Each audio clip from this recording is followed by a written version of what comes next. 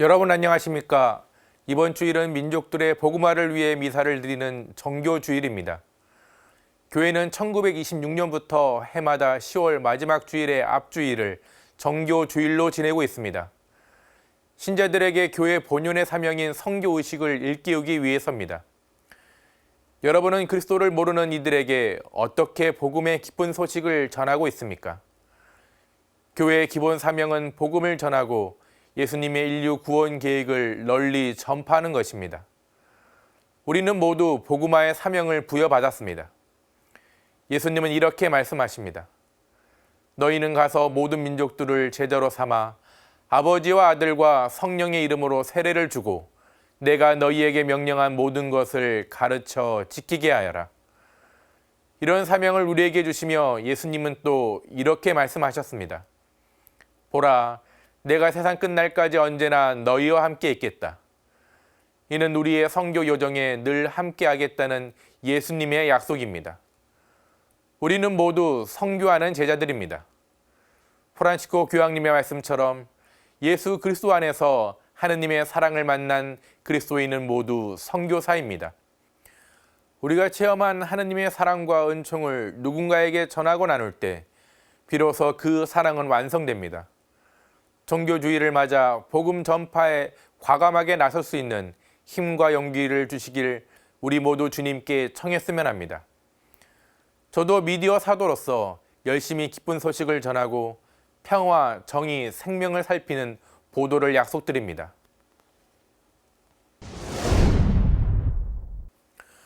오늘 첫 소식은 프란치스코 교황의 정교주일 담화로 시작합니다.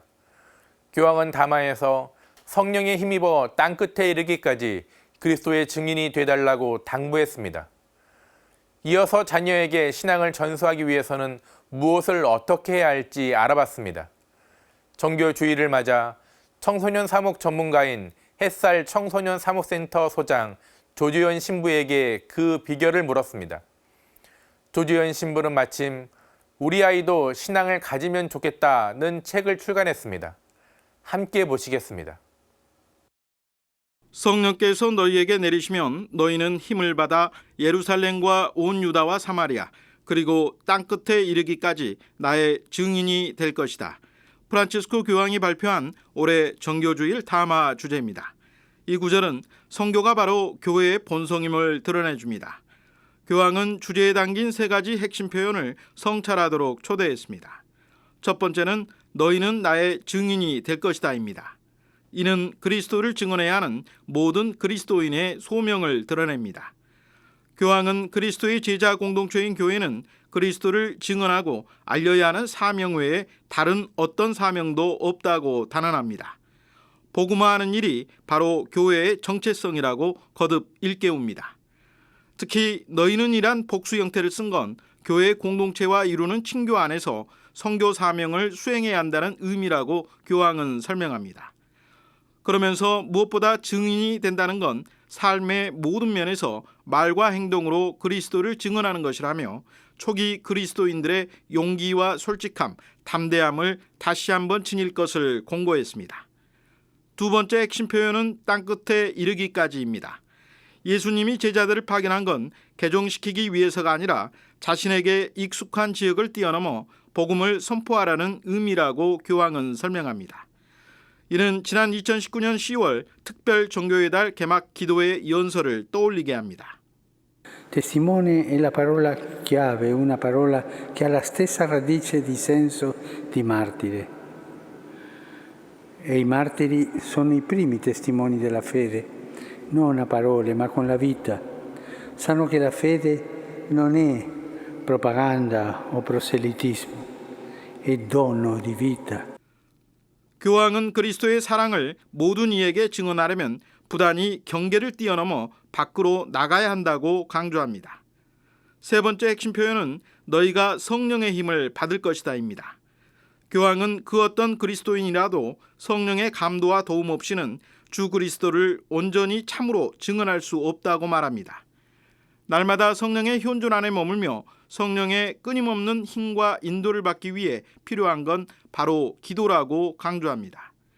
그러면서 프란치스코 교황은 온전히 선교하는 교회를 늘 꿈꾼다며 우리 모두가 성령에 힘입어 땅끝에 이르기까지 예언자와 증인, 주님의 선교사가 되기를 희망했습니다. CPBC 윤대선입니다. 그리스도인에게 신앙이 진정 첫 손가락 안에 들까요? 자녀에게 신앙을 물려주고 싶지만 방법을 모르거나 여러 가지 방법을 써봤지만 실패한 기억 때문에 낙담하고 있지는 않나요? 햇살 청소년센터 소장 조재현 신부가 자녀에게 신앙을 물려주고자 고민하는 그리스도인 부모에게 어둠 속 햇살 같은 책을 펴냈습니다. 신앙을 전수하기 위해 겪은 다양한 고민에 대해 방향과 길을 안내하는 에세이 우리 아이도 신앙을 가지면 좋겠다입니다. 책에는 부모라면 누구나 실생활에서 겪었을 고민과 이에 대한 조재현 신부만의 해결 방법과 경험에서 나온 조언이 담겨 있습니다. 학원 때문에 성당을 멀리하는 아이 사연을 비롯해 성당 친구와의 관계가 껄끄러워 냉담에 빠진 아이 등의 사연은 신자라면 한 번쯤 해봤을 솔직한 질문들입니다. 자녀가 없는 가정에서 신앙을 이어준다는 것에 대한 고민과 외적 교우 가정, 한부모 가정, 자녀의 성소식별에 관한 궁금증도 담았습니다. 조재현 신부는 자녀에게 신앙을 물려주고 싶다면 가장 중요한 것은 신앙에 대한 부모의 확신이라고 강조했습니다. 대다수의 부모들은 자녀들에게 신앙을 전수해야 되고 신앙교육을 시켜야 한다는 것에 대해서 매우 자신 없어 합니다.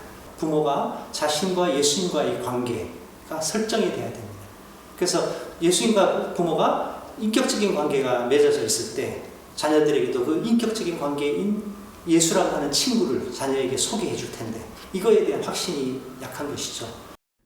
아이들이 성당에 가야 한다는 명확한 가치관이 있고 성당 친구, 공동체 관계가 즐겁고 기쁘다면 어떻게 해서라도 시간을 내 성당에 간다는 것이 조 신부 설명입니다. 결국은 가치의 충돌이라고 볼 수 있는 거죠. 우리 신앙의 가치인 예수 그리스도를 알고 사랑하는 것. 여기에서부터 시작해야 되는데 이것이 세속적인 다른 가치와 충돌될 때 이것이 부차적인 가치로 이어지지 않는가 이게. 그래서 부모가 이 예수 그리스도를 알고 사랑하는 것에 대한 확신을 가질 때 결국 부모가 예수님과 그런 관계를 맺고 있는가. 30여 년간 청소년 사목에 헌신해온 조 신부는 청소년 사목의 패러다임을 변화시키는 데에도 노력해왔습니다. 지난 2017년 10월 기존 벨기에의 가톨릭 청소년 운동에서 따온 키로에 부모 세대를 더했다는 의미의 플러스를 추가해 키로 플러스 운동을 창설한 겁니다. 키로 플러스 운동은 스토리텔링으로 하여금 자발적 참여와 상호 대화를 통한 주체성 함양과 삶의 체험을 나누는 방식으로 참가 가족들로부터 호평을 받고 있습니다. CPBC 이희미입니다. 가톨릭교회의 개혁을 위해 3년 여정으로 열리고 있는 시노드. 어느덧 1년이 지났습니다. 본당과 교구를 거쳐 국가 단계까지 진행됐는데요. 1년간의 결과물인 한국교회 의견서가 최근 공개됐습니다. 한국교회 발전을 위해 눈여겨볼 내용이 많은데요. 핵심 내용을 살펴봤습니다. 이어서 시노드가 1년 연장됐다는 소식 전해드립니다. 프란치스코 교황이 시노드 여정을 마무리하는 정기총회를 2번에 나눠 열겠다는 입장을 밝혔습니다. 이에 따라 세계 주교 시노드 제16차 정기총회는 내년 10월에 이어 2024년 10월에도 열립니다. 어떤 의미가 있는지 전해드립니다. 전 세계 가톨릭 교회는 지난해 10월 일제히 시노드 대장정에 돌입했습니다. 전국 교구도 개막 미사를 봉헌하고 만남과 경청, 식별의 여정에 들어갔습니다. 시노드라는 울타리 안에서 짧은 시간에 많은 신자들이 의미 있는 대화를 나눴습니다. 결과물은 교구별 보고서를 거쳐 한국교회 종합의견서에 담겼습니다. 의견서는 한국교회의 현실을 10가지 주제로 정리했습니다. 주제를 넘나들며 가장 많이 언급된 문제는 바로 성직자의 권위의식입니다. 의견서는 성직자 중심의 수직적 의사소통 구조를 지적하며 수평적 의사소통으로 나아가야 한다고 밝혔습니다. 순명이라는 교회의 아름다운 덕행이 무조건적인 복종으로 오해되는 순간 친교의 걸림돌이 된다면서 성직자들에게 평신도와 수도자의 발언에 더 귀를 기울일 것을 요청했습니다. 아울러 사제 중심적 또는 독단적 결정에 따른 교회 운영도 지적하며 신자들에게도 발언의 기회를 제공해야 한다고 전했습니다. 의견서에는 교회가 온전한 동반자가 되지 못한 현실에 대한 성찰도 담겼습니다. 청소년과 청년, 노인과 장애인, 북한 이탈 주민과 이주 노동자, 성소수자 등이 교회 안에서 자리를 찾기가 쉽지 않다고 진단했습니다. 의견서는 각 교구가 사회복음화 사업을 열심히 하고 있지만 사각지대가 있음을 확인했다고 지적했습니다. 의견서는 모든 교구가 65세 이상 신자 비율이 20%가 넘는 초고령 교구에 진입한 만큼 노인이 설 자리를 찾아주고 노인을 위한 프로그램도 만들어야 한다고 밝혔습니다. 또 위기가정과 이혼 증가로 신앙생활에 제한을 받는 경우가 많다며 이들을 위한 상담 기구와 교회법 개선도 필요하다고 전했습니다. 신자들이 형식적이고 의무적으로 전례에 참여하는 점도 문제로 거론됐습니다. 이와 관련해 주례사제의 성의 없는 미사 거행과 준비되지 않은 강론이 신자들의 온전한 미사 참여를 방해한다고 지적했습니다. 의견서는 신앙과 전례보다는 친목을 앞세울 때가 많은 점, 남성 위주로 전례 봉사자를 임명하는 관습, 또 장애가 있는 신자들이 전례 거행에서 배제되는 현실도 꼬집었습니다. 많은 신자가 교회 활동보다 사회생활을 우선시하고 있습니다.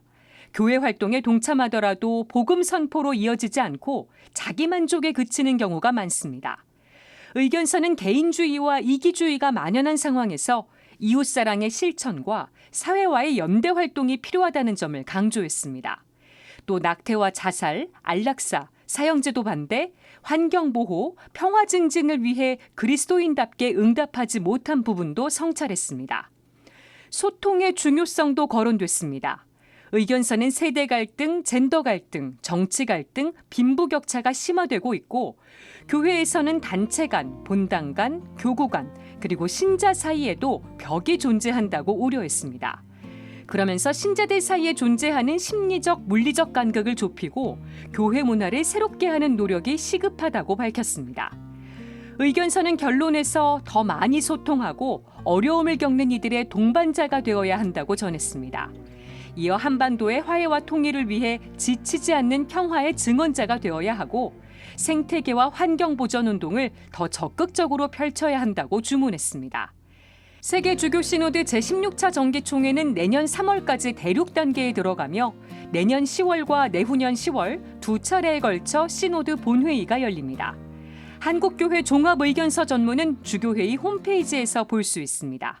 지금까지 앵커 리포트였습니다.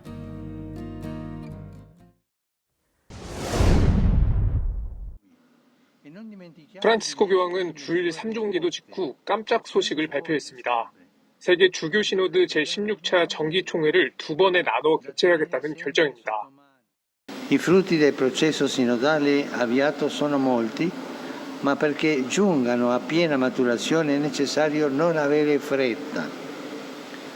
Pertanto, allo scopo di disporre di un tempo di discernimento più disteso, ho stabilito che questa assemblea sinodale si svolgerà in 2 sessioni. 이에 따라 시노드 정기총회는 내년 10월 4일부터 29일까지 첫 번째 세션이 열립니다. 그리고 2024년 10월에 두 번째 세션이 개최됩니다. Confido che questa decisione possa favorire la comprensione della sinodalità come dimensione costitutiva della Chiesa e aiutare tutti a viverla in un cammino di fratelli e sorelle che testimoniano la gioia del Vangelo. 현재 시노드는 대륙별 단계가 진행되고 있습니다. 각국 주교회의가 지역교회에서 취합된 내용을 토대로 논의를 이어가는 단계입니다. 각 대륙의 구체적인 문화적 맥락 안에서 식별을 심화한다는 것이 특징입니다. 대륙의 주교단 회의 후 취합된 초안을 두고 로마에서 열리는 최종 시노드에서 교황과 함께 논의하게 됩니다. 교황의 이번 결정으로 로마에서 열리는 시노드 정기총회가 두 번에 걸쳐 열리게 됐습니다. 사실상 교황과 함께 논의하는 시간이 1년 늘어나는 셈입니다. 새로운 교회로 거듭나기 위한 여정인 만큼 시간에 쫓겨 진행할 수 없다는 교황의 의지가 반영됐다는 평가가 나옵니다. 이와 함께 지역교회의 목소리를 더 깊게 경청하라는 뜻으로 풀이됩니다. 시노드 사무처는 총회를 두 세션으로 나눔으로써 생기는 세션과 세션 사이 1년이란 기간에 주목했습니다. 사무처는 두 세션은 보다 성숙한 성찰을 마련하는 것을 목표로 시노드 여정 안에 또 다른 여정이 될 것이라고 전망했습니다. CPBC 맹현근입니다. 아시아 주교회의 연합회, 즉 FABC 50주년 총회가 지난 12일 개막했습니다. 그 첫 순서로 각 아시아 교회의 현황을 소개하는 비지팅 아시아가 진행됐는데요. 한국 교회에서는 주교회의 의장 이용훈 주교가 영상을 통해 평화와 약자를 보호를 위한 우리 교회의 노력을 소개했습니다. 이어서 초대 조선 대목구장 부르기에르 주교의 시복 추진 소식 전해드립니다. 서울대교구가 부르기에르 주교의 시복을 추진하고 있는데요. 한국 교회를 누구보다 사랑했던 부르기에르 주교의 발자취를 돌아봤습니다. 지난 14일 FABC 총회에서는 한국 교회를 소개하는 자리가 마련됐습니다. 주교회의 의장 이용훈 주교는 영상을 통해 한국 교회의 당면 과제와 나눔 실천 사례를 중점적으로 설명했습니다. 이 주교는 한국 교회의 당면 과제로 청년 신자와 성소자 감소를 꼽았습니다. 이 주교는 코로나19로 한국 교회 구성원 역시 신앙생활에 어려움을 겪고 있다고 말했습니다. 그러면서도 한국 교회의 백신 나눔 운동과 국제 카리타스 활동 등을 대표적인 나눔 실천 사례로 소개했습니다. 이 주교는 아울러 한일 가톨릭 교회가 교류를 통해 교회 안에서 용서와 화해의 여정을 이어가고 있으며 양국과 아시아의 평화 그리고 세계 평화를 위해 노력하고 있다고 덧붙였습니다. 이 주교는 FABC 총회의 성공적인 개최를 축하하며 50주년 총회가 풍성한 결실을 거두길 기도했습니다. 소 브리게르 주교는 1792년 프랑스 남부의 작은 마을 레삭에서 태어났습니다. 해외 선교의 뜻을 두고 파리 외방전교회에 입회한 건 1825년, 사제가 된 지 꼭 10년 만이었습니다. 태국 샴데목구에서 선교사로 첫 발을 뗀 브리게르 주교는 1829년 주교품을 받습니다. 그 즈음 조선교우들이 교황청에 사제를 보내달라는 편지를 보냈다는 소식을 듣고 교황청에 호소합니다. 이름도 생소한 먼 동방의 조선에서 목자 없이 죽어가는 교우들을 불쌍히 여기시고 그들의 간절한 청을 들어주소서. 교황님, 그들의 기도를 들어주소서. 하지만 위험한 조선 선교를 맡을 선교회가 마땅하지 않았던 상황. 조선에 대한 마음이 각별했던 브리게르 주교는 자신을 보내달라고 간청합니다. 누구를 보낸단 말인가? 이 위험한 과업을 맡아 누가 기꺼이 가려 하겠는가? 있습니다. 바로 여기 여러분의 종입니다. 제가 가겠습니다. 결국 그레고리오 16세 교황은 1831년 조선대목구를 설정하고 브리게르 주교를 초대 조선대목구장에 임명합니다. 조선으로 가는 길은 고난의 연속이었습니다. 3년간 중국 대륙을 횡단하며 조선 입국을 위해 노력했지만 결국 조선 땅을 눈앞에 두고 1835년 만주의 마가자 교우촌에서 뇌출혈로 선종했습니다. 두통도 사라졌다 하셨습니다. 그래서 완전히 나으셨다고 생각을 했습니다. 저녁 8시 브리게르 주교님은 하느님께 당신의 영혼을 바치셨습니다.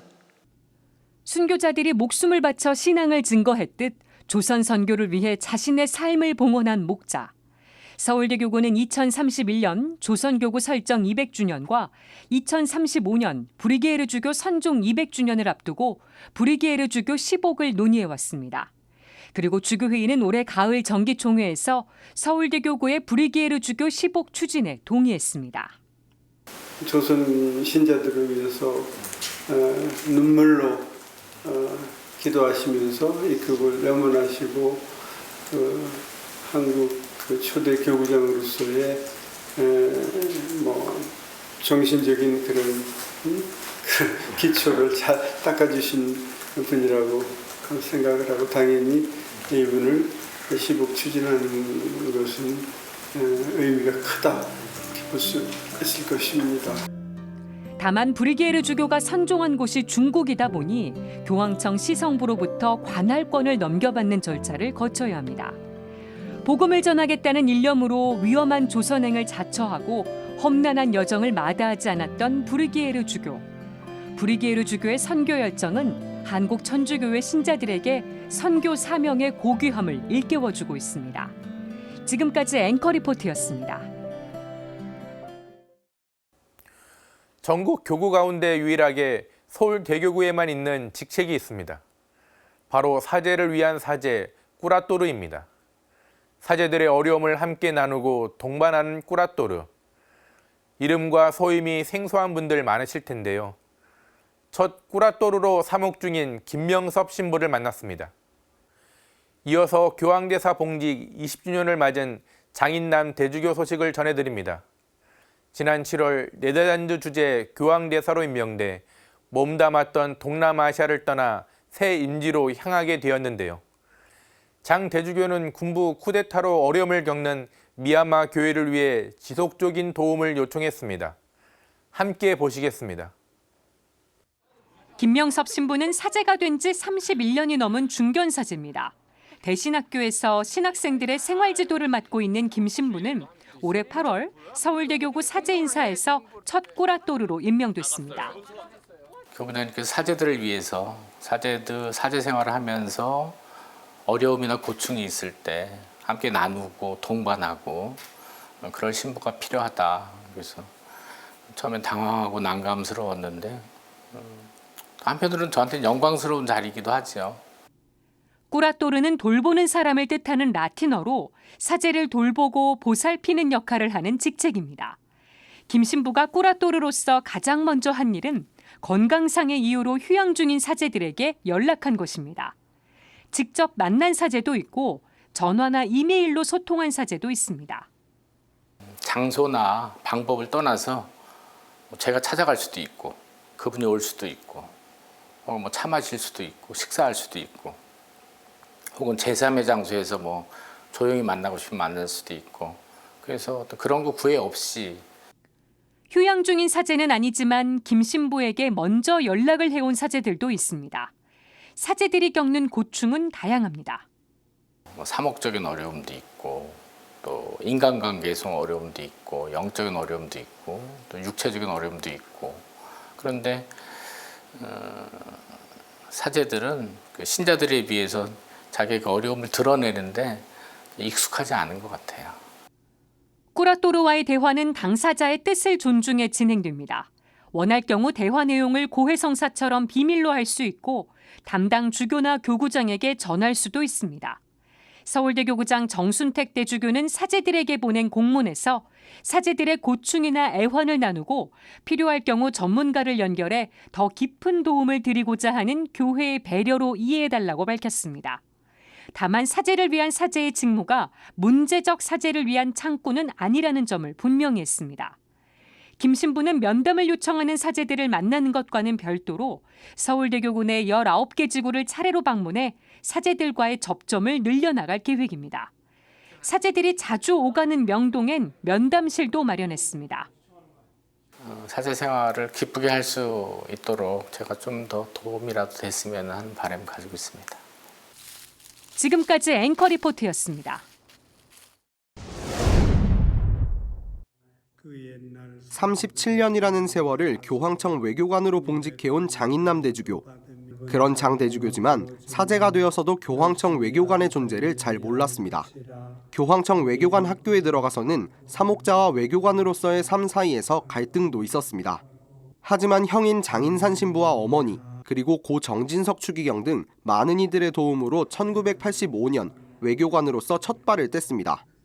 형 신부님 또 항상 어머니께서 기도해 주시고 돌아가신 정진석 추기경님께서 그때 청주교구장으로 계시면서 또 그렇게 영적으로 많이 지도해 주셔서 엘살바도르와 에티오피아 등지를 거친 장 대주교는 지난 20년 동안 교황대사로서 방글라데시와 우간다 등에서 헌신해왔습니다. 지난 10년 동안은 태국과 캄보디아, 미얀마 교황대사이자 라오스 교황사절로 봉직했습니다. 장 대주교가 재직하던 지난해 2월, 미얀마에서는 군부 쿠데타가 일어나 지금까지도 혼란이 이어지고 있습니다. 무자비한 학살과 군의 폭격으로 삶의 터전을 잃고 있는 미얀마 국민들. 어려운 시기에 새 임지로 향하는 장 대주교의 마음은 그래서 무겁기만 합니다. 미얀마 교회가 그 어려운 중에 떠나게 되니까 앞으로 제가 없더라도 미얀마 교회를 계속 도와주시기를 부탁드립니다. 장 대주교는 지난 7월 네덜란드 주재 교황대사로 임명됐습니다. 네덜란드 주교들의 사도좌 정기 방문이 끝나는 11월에 현지로 출국해 본격적인 업무에 돌입할 예정입니다. 장 대주교는 보편교회 안에서 한국교회가 큰 역할을 하는 것에 대해 감사의 마음도 전했습니다. 장 대주교는 짧은 역사에도 불구하고 교세의 성장과 교황청 재정에 도움을 주는 상위 5개 국가에 들어간다는 것은 흐뭇하고 자랑스러운 일이라고 말했습니다. 그런 고국을 떠나 교황청 외교관으로서 그리고 교황 대사로서 살아온 37년의 세월. 장 대주교는 주님께 감사를 표하면서 앞으로도 교회에 충실한 일꾼으로 살 것을 다짐했습니다. 주님께서 교회의 일꾼으로 오늘날까지 써주신 은혜에 감사드리고 힘이 다하는 날까지 죽기까지 충실한 교회 일꾼으로 잘 살 수 있는 은혜를 청합니다. CPBC 김형준입니다. 윤석열 정부의 첫 국정감사가 종반에 접어들었는데요. 이번 국감에 등장한 주요 이슈를 몇 가지 살펴보겠습니다. 학교급식 노동자의 건강에 적신호가 커졌다는 소식 전해드립니다. 이어서 범죄 경력과 폭력적인 경험담이 여과 없이 방송되는 유튜브의 피해에 대해 알아보겠습니다. 특히 유튜브의 주된 시청자인 청소년들에게 악영향을 줄 수 있다는 우려가 제기되고 있는데요. 어떤 상황인지 살펴봤습니다. 국회 교육위원회 소속 더불어민주당 강덕구 의원이 전국 17개 시도교육청으로부터 받은 자료를 분석했습니다. 그랬더니 폐CT 검진 결과 5,956명 가운데 1,748명이 이상 소견인 것으로 나타났습니다. 검진을 받은 학교급식 노동자 가운데 30% 가까이가 이상 소견을 보인 것입니다. 특히 폐암 의심이 61명을 차지했고 이 가운데 폐암 매우 의심 수준도 19명인 것으로 밝혀졌습니다. 이상 소견 가운데 폐암이 의심되는 4단계의 경우 충남이 17명으로 가장 많았고 전남 14명, 광주 10명, 경북 8명, 대구 7명, 그리고 울산이 5명이었습니다. 학교급식 노동자들은 열악한 근무 환경을 주요 원인으로 꼽았습니다. 튀김을 하면 한 3-4시간 동안 계속 끓는 기름 앞에서 일을 하는데 연기가 굉장히 많이 나요. 내 몸에 얼마나 안 좋을까 하고 걱정을 하면서 일을 하는데, 그리고 오븐 요리를 할 때는 그 양념이 탄 게 새카만 연기가 막 나오거든요. 이게 얼마나 내 몸에 안 좋을까 걱정을 하면서 일을 해요. 며칠 뒤 검진을 앞두고 있다는 이 노동자는 혹여 이상 소견이 있을까봐 벌써부터 걱정이 앞선다고 토로했습니다. 강덕구 의원은 학교급식 노동자의 폐암 산재 승인이 지속해서 늘어나고 있지만 일부 교육청의 경우 추가 검사 비용 지원에 대한 계획조차 없다고 지적했습니다. 우리 급식 노동자들이 급식을 하면서 폐 이상 소견이 나온 거기 때문에 당연히 예를 들면 급식에 대한 최종적인 책임 있는 학교나 교육청이 책임을 져야 된다고 생각합니다. 그래서 우리 학교 급식실의 노동 환경 그리고 안전에 대한 근본적인 대책을 우리 교육위원회에서 만들려고 준비하고 있습니다. 강 의원은 이상 소견이 있는 노동자에 대한 추가 검사 비용 지원을 이번 국감 중에 요청할 계획이라고 말했습니다. CPBC 김영규입니다. 국민의힘 조은희 의원이 경찰청으로부터 제출받은 최근 5년간 전국 각 시도 경찰청 전수조사 결과에 따르면 2022년 8월 기준 조직폭력배 유튜버는 9명입니다. 수십 년 전 마약을 밀수하다 걸렸거나 여성을 강제추행하는 등 강력범죄를 저지른 조직폭력배들이 운영하는 유튜브의 구독자 수는 2만 명에서 6만 명가량. 이들은 자신들이 과거 저지른 범죄나 조직폭력배 생활을 미화하면서 무용담을 늘어놓는 식의 방송을 하고 있습니다. 때론 조폭 채널을 운영하는 유튜버들끼리 방송에서 서로 공개적인 비방이나 비난도 서슴지 않습니다. 이들이 이런 방송을 하는 이유는 명목상으로는 과거의 삶을 반성하고 새 인생을 살겠다는 것이지만 현실적으로는 수익 때문입니다. 이들이 2015년부터 2022년까지 유튜브로 벌어들인 수익만 수억 원대로 추정됩니다. 그런데 문제는 이러한 유튜브 콘텐츠가 청소년들에게 조폭을 동경하게 하거나 모방 범죄를 부추기는 악영향을 줄 수 있다는 겁니다. 이들의 유튜브 채널이 시청 연령 제한이나 심의 등에서 사각지대에 놓여 있기 때문입니다. 현재 법규범과 제도로는 이러한 콘텐츠와 유튜버를 검열하거나 제재할 수 없습니다. 콘텐츠 자체에서 폭행, 협박, 허위사실 유포, 도박행위 등과 같은 실질적인 불법행위가 이뤄지는 경우, 그리고 경찰이나 수사당국에서 알지 못했던 새로운 범죄 행위가 발견되거나 현행법에 저촉되는 경우에만 처벌할 수 있기 때문입니다. 지난 7일 경찰청과 도로교통공단, 국정감사에서도 이 문제가 제기됐습니다. 조은희 의원은 조직폭력배 출신 전과자 유튜브에 대한 사후 규제뿐만 아니라 시청 연령 제한 등 수사당국의 강력한 대응의 필요성을 주장했습니다. 지난 2년간 조폭 유튜브를 수사했던 경찰도 이러한 콘텐츠를 제재할 필요가 있다고 말합니다. 청소년들의 장래 희망이 유튜버라고 할 정도로 랭킹 5위 안에 이렇게 들어가잖아요. 네. 이제 그런 것들이 잘못 청소년들이 판단했을 경우에 이렇게 막 살아도 저렇게 유튜버 나중에 하면 돈 벌 수 있어. 그럼 성공한 거 아니야? 이렇게 잘못 판단할 수 있다는 거죠. 결론적인 거는 그 유튜버를 운영하고 있는 구글 측에서 그런 유튜버들을 좀 강하게 제재하거나 애초에 그 채널 생성을 막아주는 것이 맞지 않나. 반면 시청자와 콘텐츠 플랫폼 사업자들의 자율적인 규제가 더 중요하다는 의견도 있습니다. 법제도를 떠나서 제일 중요한 거는 이용자의 신고예요. 네. 이용자가 늘 신고 버튼이 옆에 있잖아요. 네. 이게 굉장히 불쾌하고 폭력적이고 이래서 신고를 하면 유튜브 그러니까 사업자들이 일단 자율심의를 하는 것이 제가 볼 때는 가장 신속하고 가장 어떤 이상적인 네. 그 자율 규제인 거고 그것이 되지 않았을 때 이제 통신심의라든지 규제 영역에서 처리를 하는 게 맞을 것 같습니다. CPBC 김현정입니다. 신재생 친환경 사업 증진을 위한 자금 마련에 사용되는 채권이 녹색 채권인데요. 들여다보니 화석연료인 LNG 사업을 위한 채권이 더 많이 발행되고 있다고 합니다. 이러다가 핵발전 관련 채권도 녹색 채권으로 발행되는 것은 아닌지 우려가 제기되고 있습니다. 어떤 내용인지 짚어봤습니다. 이어서 친환경차인 수소차에 대해 알아보겠습니다. 수소차에 대한 수요는 많이 늘고 있는데 수소를 충전할 수 있는 충전소 확충이 지지부진해 운전자들이 큰 어려움을 겪고 있다고 합니다. 상황이 어떤지 전해드립니다. 우리나라 금융기관들은 올해 상반기부터 녹색 채권을 발행하고 있습니다. 녹색 채권은 친환경, 재생에너지 사업에 투자할 자금을 마련하기 위하여 발행되는 채권입니다. 최근 ESG 경영이 주목을 받으면서 덩달아 국내 녹색 채권의 발행 역시 가파르게 늘어났습니다. 다만 각 사업별 채권 발행액을 분석해보면 녹색이라는 이름에 의문보가 붙습니다.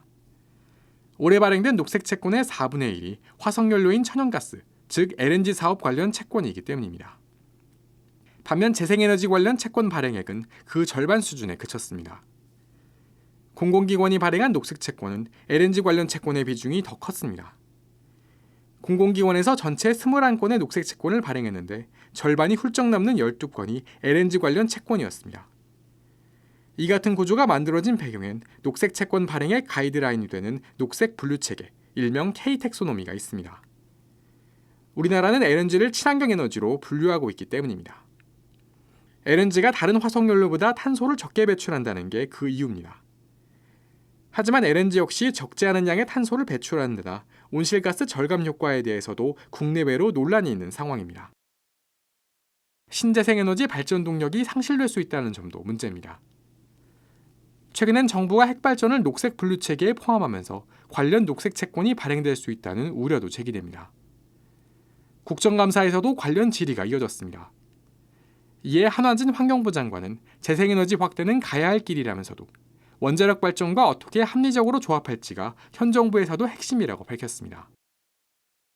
더불어민주당 이하경 의원은 원전까지 녹색 분류 체계에 포함되면 재생에너지에 대한 투자 요인은 더욱 떨어질 수밖에 없다며 국내 재생에너지 경쟁력을 현저히 낮추는 결과로 이어질 것이라고 우려했습니다. CPBC 장현민입니다. 서울시청 서소문 청사내에 위치한 서소문 수소충전소. 흔히 사대문안이라 부르는 서울 도심 내에선 처음으로 문을 연 수소충전소입니다. 연료 충전 문제로 고생했던 수소차 운전자들에겐 가뭄의 단비와 같은 소식입니다.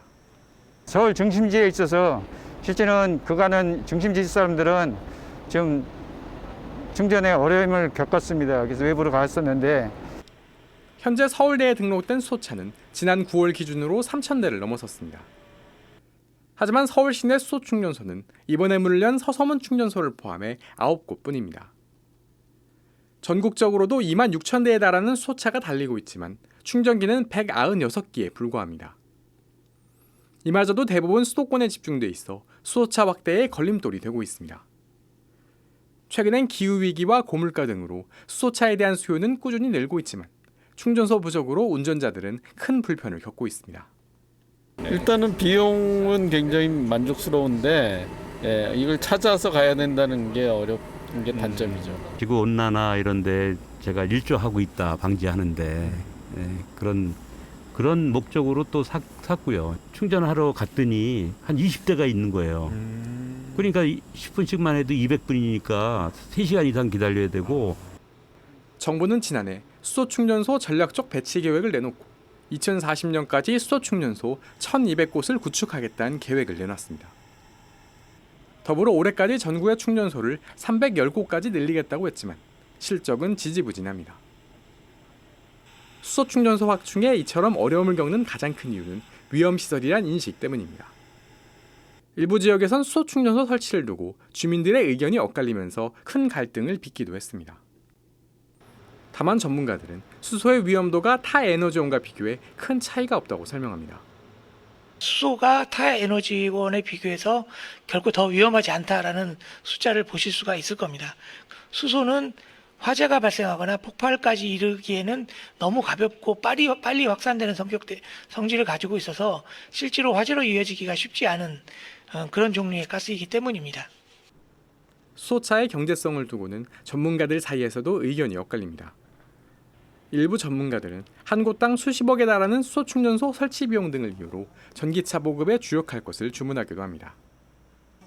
정부도 내년 수소충전소 설치 예산을 올해보다 감액하는 등 상대적으로 구축이 용이한 전기차 인프라 구축에 주력할 의사를 밝히기도 했습니다. 반대로 한국이 글로벌 기술을 선도하고 있는 수소차 분야에 더 주력할 필요가 있다는 의견도 있습니다. 더불어민주당 송기현 의원은 우리 수소차 기술은 세계적으로 최고의 기술력을 인정받고 있다며 수소차가 글로벌 시장에서 자리매김하기 위해선 국내에서의 확산이 필수라고 강조했습니다. CPBC 장현민입니다. 조용한 곳에서 독서하기에 좋은 청고마비의 가을인데요. 신앙인들의 영적 성숙을 이끄는 책들을 몇 권 소개해드립니다. 성경 공부에 관심 있는 청년 신자라면 꼭 눈여겨봐야 할 책이 출간됐습니다. 마르코복음 기쁨의 문을 열다입니다.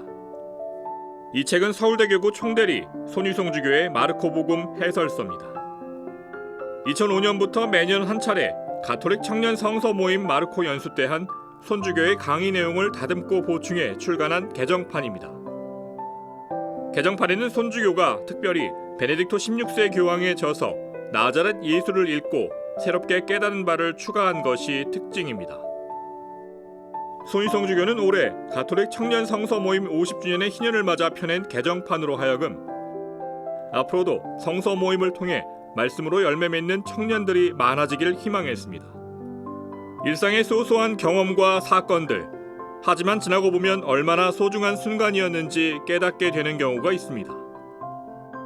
희곡 작가 전옥주 씨의 신앙 에세이 느끼지 못한 순간에도 사랑은 하나님과 이웃을 향한 작가의 사랑 고백을 담은 책입니다.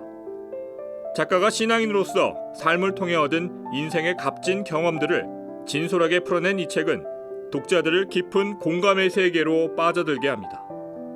공동의 집 지구에 닥친 가장 큰 위기는 기후위기입니다.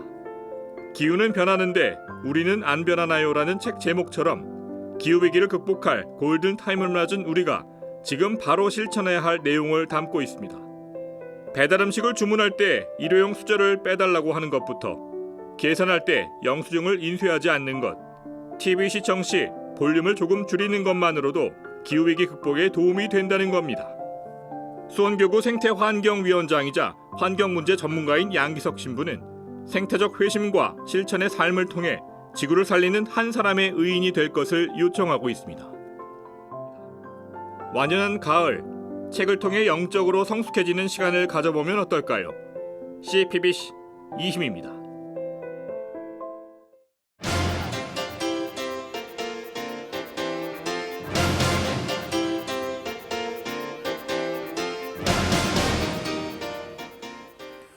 모든 이가 다 좋게 여기는 일을 하도록 하십시오. 대전 지역의 유명한 빵집 성심당의 사원입니다. 한국전쟁 중 피난민 부부는 성당에서 얻은 밀가루 2포대로 찐빵을 만들어 대전역 앞에서 팔기 시작합니다. 장사가 되자 가게를 정식으로 열고 예수의 마음이라는 성심으로 빵집 이름을 짓습니다. 그리고 로마서 12장 17절을 사훈 삼아 빵집을 운영합니다. 성심은 빈말이 아니었습니다. 당시 대전교구 대웅동 성당 보좌 신부가 형편이 어려운 이웃의 주소를 알려주면 빵집 부부는 빵을 이웃에게 몰래 전달했습니다. 300개를 만들면 100개는 나누어 주었습니다. 그렇게 나누어 주었는데도 빵집은 망하지 않았고 오히려 맛있는 빵을 만드는 착한 가게로 소문이 납니다. 지금은 연매출 600억이 넘는 중견기업이 되었습니다. 성심당이라도 어려운 일이 없었던 것은 아닙니다. IMF나 코로나로 경영이 어려웠던 시기도 있었습니다. 가게에 불이 나기도 했습니다. 성심당은 그 어려운 시기를 공동선, 형제로 이겨냅니다. 경영이 어렵다고 직원을 해고하거나 임금을 줄이지 않았습니다. 오히려 더 품어 안았습니다. 기업의 본질은 이윤 추구보다 사회적 책임에 있음을 알았기에 할 수 있는 모습입니다. 최근 파리바게뜨로 유명한 SPC 그룹 계열의 공장에서 지난 15일 20대 노동자가 기계에 끼어 숨지는 일이 벌어졌습니다. 제빵사가 꿈이었던 청년은 안전장치가 미비한 곳에서 참사를 당했습니다. 더 놀라운 일은 회사는 참사 다음 날 동료가 숨진 자리 옆에서 다시 일을 하게 한 것입니다. 동료가 숨진 같은 장소에서 또 일을 하게 만든 것이 너무 비인간적이었습니다. 직원을 동료가 아니라 기계 부속품으로 여긴 모습입니다. 이미 SPC그룹은 노동조합 탄압으로 시민의 질타를 받고 있었습니다. 사회적 합의를 촉구하는 1인 시위가 진행 중이었습니다. 여기에 불매 운동까지 이어지며 SPC그룹에 대한 시민들의 분노는 커져만 갑니다. SPC그룹과 성심당의 모습을 통해 기업의 책임을 돌아봅니다. 교회는 기업이 정당하게 이윤 추구하는 것을 비난하지 않습니다. 다만 이윤 추구가 기업 활동의 유일한 목표가 되어서는 안 된다고 말합니다. 기업은 공동선을 위해 노력하는 가운데 도덕적, 윤리적 정의도 추구해야 합니다. 그 가운데 기업은 노동자 존엄을 보호할 의무가 있습니다. 오늘 사제의 눈은 성심당과 파리바게뜨입니다. 이윤보다 기업의 사회적 책임을 더 충실히 할 수 있는 기업과 노동자가 더 이상 목숨을 잃지 않는 거룩한 기업이 더 많아지기를 바라며 오늘도 평화를 빕니다.